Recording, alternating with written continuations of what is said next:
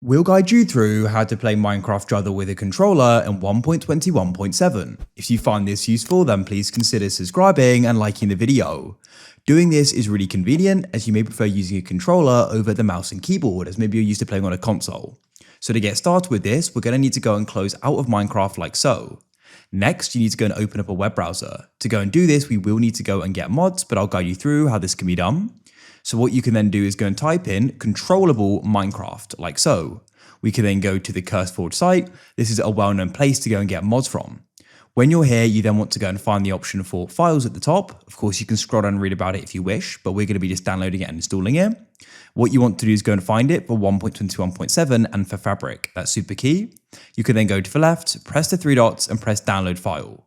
You're then going to go and get a countdown here. Be patient and it will then automatically go and start, as you can see. Now, for this to go and work, we do need to go and get a framework. So press requires framework after scrolling down here. You're going to be brought here. At the top, you can press files, and then what we need to do is go and get it for 1.21.7. We can go and see it just here. So go to the right, press the three dots and press download file like so. Go and wait for this to automatically start downloading. It shouldn't go and take long. It now has, and now what you could do is go and get more mods if you wish. But in this case, I just want to go and have controllable. And now we need to go and get Fabric. Fabric is what will go and run this mod. That's why we got it for Fabric.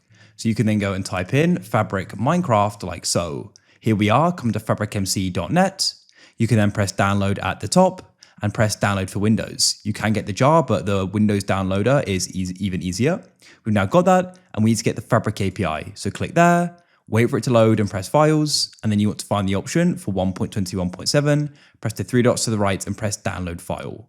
Go and wait for this to download. You'll go and see the countdown on the screen. When it gone and has, we may need to go and allow it if it gets blocked. Click on it and press download. Then what you can do is come out of your web browser. You've now downloaded everything you need. Before we get any further, a big shout out to the sponsor of this video, Apex Hosting. If you're in need of a Minecraft server, then go and check them out, link down below in the pinned comment and the description. They've got loads of great features, for example, one-click install mod packs, DDoS protection, 24/7 servers and support so you can get help anytime you need it, ultra low latency, instant setup, a free subdomain, and so much more as well. So if you're interested, I'll go and link them down below. A big thanks to them for sponsoring this video, and let's go and continue with the guide.